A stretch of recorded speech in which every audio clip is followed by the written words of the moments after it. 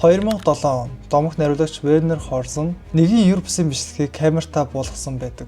Энэхүү дүрс нь 20 жилийн турш хүн төрөлхтний анхаарлыг татсаар ирсэн бөгөөд харин 2026 онд хүмүүсийн анхаарлыг бүрч илүү татсаар байна. За, hi guys, Тамка байна. За, шинэ дугаартаа тавтай морил. За, энэ удаагийн дугаар дээр хэдүүлээ яах вэ гэхээр сүүлийн үед нэлээд шуугуулаад байгаа.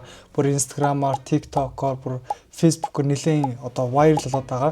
Энэхүү оцсон шууны талаар хамтаа ярих болно. За, тэгээд энэ оцсон шууны талаар ярих юм бол бүр үнэхээр солиотой түүхүүд бол байт юм байна.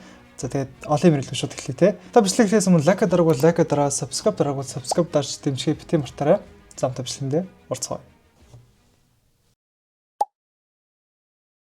За, Вернер Хорсон гэдэг хүн болохоор 2007 онд бол ингээд баримтад видео хийж явж байхдаа тухайн оцсон шууг дүрсэндээ болгож ирсэн байна. Энэхүү видеонд яг юу туссан бэ гэхээр нэгэн оцсон шувуу сүргээс гинэт салж хоол тижэл хайхаар далаа руу биш эсвэл гэрлүүгээ явах биш харин 70 км-ийн цаана харагдах өндөр уул руу ганцаархан алхаж Европсын гэмээр бол үйлдэл хийсэн байна. Оцсон шууны үйлдэлийг болохоор камер дээр буулгасны дараа YouTube дээр сая хандлт бол авч эхэлж амьтдаа ингэж их ижилсэж байсангүй гэх хүмүүсүүдийн сэтгэлээр дүүрсэн байна. Тэгвэл яг юу болоод байгаа юм бэ? Энэхүү оцсон шуун үнэхээр сэтгэл готролд орсон юм уу? Эсвэл галзуурсан юм уу? Эсвэл оршихуун хямралд орсон юм уу? Бид яагаад энэхүү дүр зургаас харцаа салгаж чадахгүй байгаа юм бэ гэх мэтчлэн бол маш сонирхолтой асуултууд гарч ирсэн. Энэ бүгдийн заглаа болохоор оцсон шувуу ба гэр бүлийн үнэт зүйлтэй холбоотой гэж бол тайлбарладаг юм байна. Тухайн бичлэгийг хийсэн Вернер Хорсон болохоор Encounters at the End of the World гэдэг нэртэй баримтад бол хэсгийг тухайн үед бол хийж исэн байна. Хорсон болохоор ерөөсөн анханасаа л хөөрхөн оцсон шувууны тухай кино хийхийг хүсээгүй. Үүнээс 2 жилийн өмнө болохоор March of the Penguin буюу оцсон шувуунуудын аялал гэдэг нэртэй кино дэлхийд даяар бол хит болж исэн. Тэрхүү кинонд оцсон шувуунуудыг өөр төлөвийнхөө төлөө бүхнээ золиослдог үнэн ч эцэг их гайхалтай гэр бүл мэтэр бол дүрсэлдэг. Тэр ч утгаа Америк нэгдсэн улсын консерватив бүлгүүд болохоор үүнийг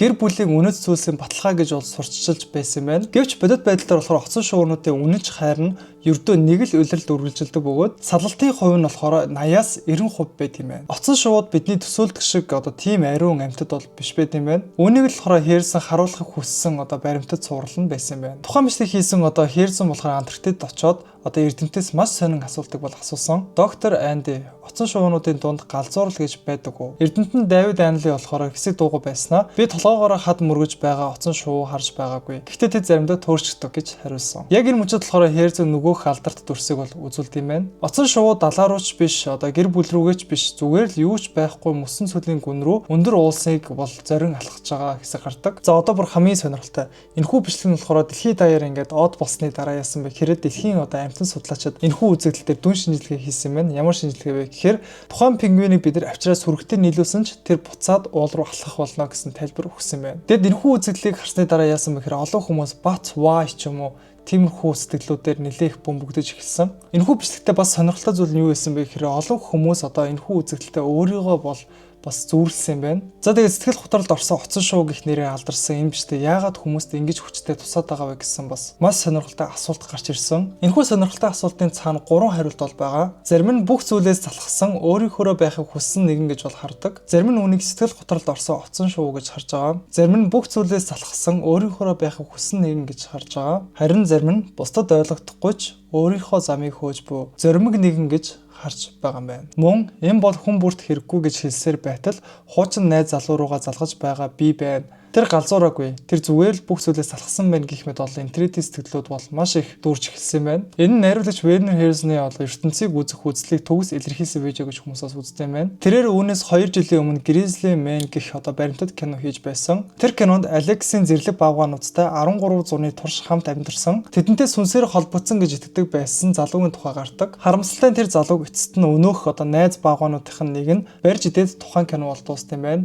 Энэ оцсон шуунцтай яг таарна гэж бол хүмүүс хэлдэг юм байна. Би эндээс ямар ч ижилсэл, ямар ч ойлголцол, ямар ч өршөөл олж харсангүй. Би зөвхөн байгаль дэлхийн хэмжээшгүй их хайхрамжгүй байдлыг л харж байна. Гэх энэхүү хөхтэй яг таарж ин гэж бол хүмүүс сэтгэл үлдээсэн юм байна. Тэр бол зүгээр л баримтад кино хийдэг хүн биш, байгаль дэлхийн хамгийн сайн сайхныг харуулдаг хүмүүс өчнөн байдаг. Харин Хорсон болохоор байгаль дэлхийн ширүүн байгаа байдлыг, мөн дээрс нь харгас байдлыг болон өнөөх ганцаардмал оцсон шувуу нийгмийн эсрэг бол тэмцэл хийгээгүй. мэдээгүй. Тэр үхлийг сонгож баатарлаг алхамж хийгээгүй. Тэр өөрөөгөө бэлэг тэмдэг боломж гэдгээ ч мэдээгүй. Тийм учраас болохоор Эрдэнэтэд юу гэж түгэнж байгаа вэ гэхээр хүн төрөлхтөн ямар нэгэн зүйл дуг учраа оноох гээд байдаг зантай байдаг учраас түүнээс одоо өөрсдөө олж хараад байна гэсэн бол тайлбартай байт юм байна. Тэгвэл яг юу болоод байгаа юм бэ те? Шинжлэх ухаан тэгвэл тайлбар байгаа мó гэдэг бол асуулт бидэрт гарч ирнэ. Үүнийг хэлэхэд болохоор хинч бол бацтай мэддэггүй. Эрдэнэтэд ийм зан авирыг бол өмнө ажиглаж байсан ч яг яагаад гэдгийг тайлбарсан судалгаа бол байдгүй юм байна. Энэхүү баримтат нэвтрүүлэг үүссэн Эрдэнэтэд үүнийг болохоор чиг баримжаа алдалт гэж бол тайлбарлаж байгаа ч оцсон шувууг буцаагаад сүргэтэн тавихад дахиад уул руу зүхтаж байгаа нь зүгээр л төөрүүдэл биш гэдгийг харуулж байгаа юм байна. Зарим таамаглалаар бол энэ нь мэдрэлийн одоо системийн эмгэг,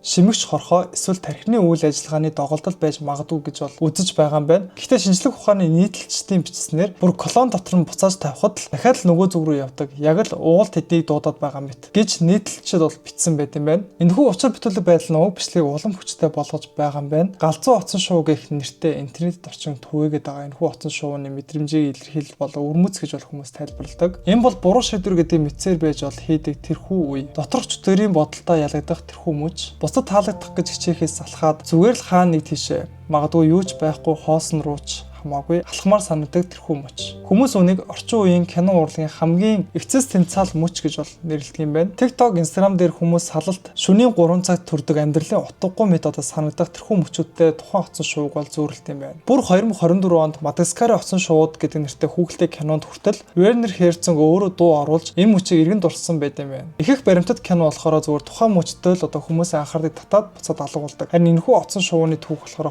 20 жилийн турш яаж ингэж хүмүүсийн сэтгэл зүрхэнд одоо амьд үлдэв. Учир нь энэ бол зүгээр нэг оцсон шувууны тухай биш, энэ бол бидний тухай ойлголт гэж бол хүмүүс үздэг юм байна. Үүнийг үзэх хүн бүр өөр зүйлийг мэдэрч бууж өгсөн амьтан, эсвэл өөрийнхөө замыг сонгосон баатар, эсвэл зүгээр нэг эвдэрсэн. Гэхдээ зөрөгтэй нэгэн гэх мэт бол хүмүүсийн сэтгэл зүрхэнд бол оршсоор хэвээр байгаа юм байна. Herzog болохоор but why буюу гэхдээ яагаад гэж асуугаад хариулт үлдээлгүйгээр бол нэвтрүүлгээ дуусгадаг. Маш олон хүмүүст сэтгэл төрүүлсэн зүйл нь юу вэ гэхээр хариулт байхгүй хэрнээ хүмүүст ингээ хариултгүй үлдээсэн хамгийн гол утга учир нь болж бидэнд одоо юу мэдрэхийг зааж өгдөг байгалийн кинонуудын дунд энэ ганцхан мөч бидэнд хачин жигтэй зүйлийг харуулад тайлбарлахаас татгалзсан хамгийн сонирхолтой баримтаар энэхүү баримтад видео амьд байсан байна. За тэгээд дугаар маань энэ хүрээд өндөрлөж байна. Та бүхэнд энэхүү оцсон шувууныг ямар учиртай, яаж эхэлсэн, хүмүүс юу гэж үзээд байгаа, бас Эрдэнэтэд юу гэж үзээд байгаа, тэрхүү оцсон шувууд юу тохиолдсон гэх мэтчлэн бүх зүйлүүдийг деталь болгоныг ямтаж та бүхэнд хүргэлээ. Миний сэтгэл болохоор хамгийн гүн хүрсэн зүйл нь юу вэ гэхээр сүргэт нь буцаж нийлүүлсэн байхад буцаад одоо 70 км тэр цаашаа буцаж явсан гэдэг бол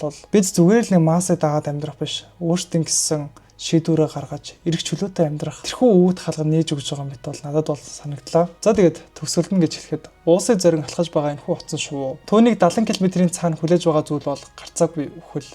Уулсын цаана түүнд хоол байхгүй, амьдрах нөхцөл бололцоо байхгүй, түүнд амьд үлдэх боломж тэг байсан. Гэхдээ яагаад